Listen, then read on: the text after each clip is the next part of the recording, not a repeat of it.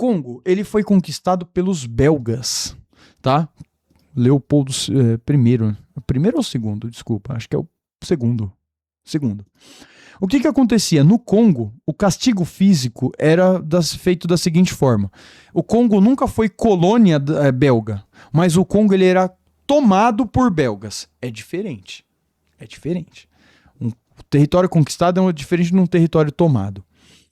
Então o que acontecia? O homem branco, o belga branco, ele ia para lá, fazia com que os africanos tribais trabalhassem, e se os caras não trabalhassem bem, eles cortavam as mãos. Cortavam as mãos ou os pés. Tem até essa imagem aqui, que ela é bem famosa, do cara olhando para as mãos dele. Acabaram de cortar as mãos do cara. E o cara tá ali encarando. Caramba, cortaram as minhas mãos e tudo mais. Então, o Congo, ele vai ser o quê? Ele vai ser o quintal belga.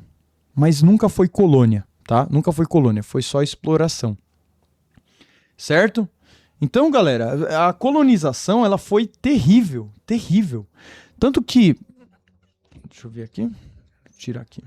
Aqui, ó, você tem um monte de TikTok aqui. Vamos ver aqui o TikTok desse maluco aqui? Eu fiquei curioso. Cadê? Eu quero ver o que ele vai falar.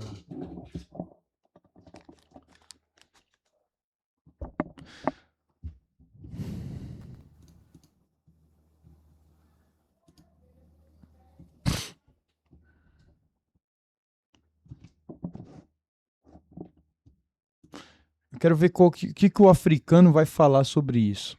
Tudo por influência de Leopoldo II.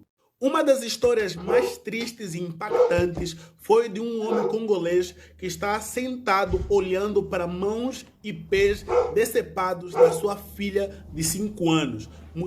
Da filha. Assassinada pelos colonizadores belgas depois de não cumprir uma cota de extração de borracha. O irmão mais novo do rei Filipe da Bélgica, Lourenço, defendeu o seu antepassado Leopoldo II, dizendo que o rei não é o responsável pelas atrocidades que aconteceram no Congo, porque o seu antepassado nunca foi ao Congo. Se ele... Foda-se que ele não foi ao Congo. mas ele era o cara que mandava as pessoas pra lá, né? Então, a Bélgica, se ela se aproveitou, se ela é a Bélgica de hoje, foi porque exploraram o Congo ali. Então, assim, argumentos tirados do cu. Nunca foi ao Congo, por que mandava e dizia que o Congo era sua propriedade? Se ele não é culpado, por que ele mandou uma carta destinada aos missionários para colonizar mentalmente os congoleses? Em 2010, o ministro das Relações Exteriores da Bélgica, Louis Michel, disse que o Leopoldo II é um herói com ambições de uma nação pequena como a Bélgica. Esse senhor aqui é Hervé Haskin. Quando era presidente de uma universidade lá da Bélgica, argumentou dizendo que havia aspectos positivos da colonização belga no Congo. Claro, do ponto de vista belga, para eles foi positivo, porque mutilaram pessoas, assassinaram e ainda conseguiram roubar. Mas esse discurso entre os europeus ele é muito famoso, né? Por exemplo, nos anos 70, teve eu esqueci o nome do cara, mas um político português falou assim, pô, se não fosse a gente,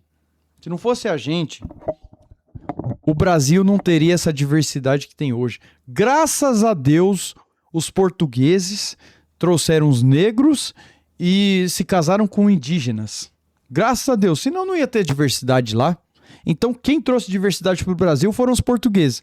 Então, assim, ele não está errado. Mas você se vangloriar disso daí é meio babaca e é problemático, cara. Isso é verdade, os caras trouxeram isso daí. Mas como? O jeito que as coisas acontecem importam. E aqui a gente não tá na posição assim, vamos julgar os caras, filha da puta! Não, é o contexto. O contexto permitia que isso acontecesse, tá? Mas, naquele contexto fazia sentido porque tava rolando tudo isso era naturalizado e tudo mais. A maioria das pessoas concordavam com isso. Hoje, No século XXI, você pegar e fazer uma afirmação dessa é muito problemático. Os recursos minerais do Congo, sem falar da lavagem cerebral que fizeram aos congoleses.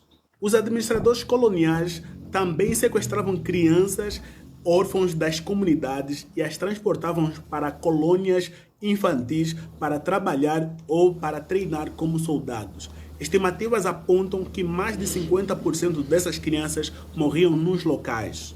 Leopoldo II construiu um museu da África nos jardins do seu palácio, com um zoológico humano. Vou mostrar isso aí, eu tinha esquecido disso. 67 congoleses como exposição. Em 1908, o governo de Leopoldo II foi considerado tão cruel que os líderes europeus que também exploravam o continente africano violentamente o condenaram. E o parlamento belga o forçou a abrir mão do controle do Congo. E o Leopoldo II morreu em 1909. Em 2020, durante os protestos do Black Lives Matter, várias estátuas de Leopoldo II foram removidas, depredadas. Cara, não, tá falando besteira. Qualquer coisinha é problema. Não é assim, não é assim. Assim, se você chegar e falar assim, ai, nossa, não pode dar chocolate pras crianças. Vai se fuder, velho. Você faz isso daí na sua casa. Agora você não vai cantar virtude pros outros. Se a sua criança não come chocolate, problema seu. Isso é um probleminha. Isso é um probleminha. Isso é uma reclamação idiota, certo?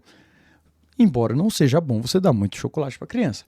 Agora, quando você faz uma seguinte afirmação, vou fazer uma afirmação parecida com a desses políticos. Pô, que da hora. Vou pegar o Lula como exemplo. Tá? Não precisa ir muito longe, vou pegar o Lula. O Lula chegou simplesmente numa convenção. O Lula ele simplesmente vai falar assim, ó. Não somos ele vai falar depois. Mas aqui, ó, 350 na verdade. Ele vai chegar aqui no africano e vai falar assim, ó. Muito obrigado aí, ó, por 250 anos de escravidão. Caralho. Por que você agradece a escravidão? Valeu aí, viu? Obrigado. Porra, isso não é uma coisa que se fala, cara. Então, assim, né, não é que hoje em dia qualquer coisa é problema. Tem falas que são problemáticas. Com o continente africano, porque nós brasileiros somos formados pelo povo africano. Até aí o que o Lula disse tá certo. Nós somos formados pelo povo africano. Europeu, indígena e africano. Esse é o povo brasileiro. Até aqui tudo bem. A nossa cultura, a nossa cor, Ótimo. tamanho, é resultado da miscigenação Até aqui beleza, maravilhoso o discurso do Lula, faz sentido, tal. entre índios, negros e europeus. E nós temos uma profunda gratidão ao continente africano por Aqui já começa a ficar meio pesado. tudo que foi produzido durante 350 anos de escravidão. Valeu aí, galera. Obrigado aí pela escravidão, viu? Espero que vocês tenham gostado. Não, velho. Pode ser uma frase que pegou mal, não foi muito bem pensada. Pô, poxa, vocês foram escravizados, né? É uma pena. Vocês construíram esse país por conta da escravidão. Não, valeu aí, obrigado pela escravidão. Isso é problemático. E até queimadas. E assim, várias cidades também acabaram de remover as estátuas. Jamais devemos esquecer das atrocidades. Isso aí é uma coisa que eu sou contra, tá? Eu sou historiador. Não tem que ficar removendo estátua. Não tem que ficar removendo estátua. Você sabe por quê? As estátuas. Aqui no Brasil a gente tem um monte. Tanto tem um idiota chamado Paulo Galo. Aí eu não quero sair muito do tema, tá? Paulo Galo, quem foi... Vejam aí. De Paulo Roberto da Silva Lima, conhecido como Paulo Galo, por suspeita de participar do incêndio à estátua do Borba Gato em Santo Amaro, na zona sul de São Paulo, no último sábado. A prisão foi anunciada pouco depois de ele se apresentar ao distrito policial. O cara queimou uma estátua do Borba Gato. O Borba Gato, nada mais, nada menos, foi um cara que o cara entrou na mata brasileira, certo? O cara explorou a mata e abriu caminho pra gente vir. Tô resumindo. Pra gente vir. Caramba. Pra gente vir e criando gado e desenvolvendo o Brasil adentro, tá? Os bandeirantes, eles são figuras que eles são contraditórios, né? Porque ao mesmo tempo que os caras, eles abriram um caminho pra gente explorar São Paulo, explorar ali Minas, né? O Rio de Janeiro, ou São Paulo e Minas, na verdade. Eles escravizavam indígenas e tudo mais. Mas assim, as estátuas, elas têm que se manter para lembrar um povo. História, cultura, patrimônio serve para lembrar o povo da sua própria história, certo?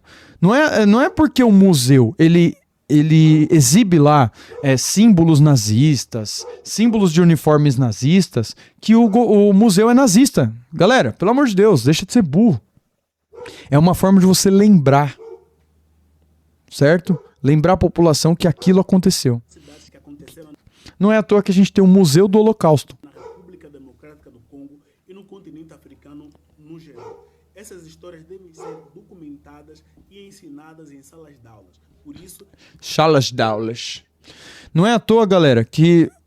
por que o cara tá falando português? Por que a África, em alguns lugares, fala português? Por conta da colonização, certo? Então, assim, muitos territórios da África ainda falam a língua deles, né, que foi alterada, assim como qualquer língua pode ser alterada. O tempo faz isso, né, a cultura faz isso, mas muitos falam a língua do colonizador e muitos falam e também a sua língua nativa. Tá bom? Vamos lá, então. Vamos voltar aqui, galera. Vamos fazer aqui a nossa provinha.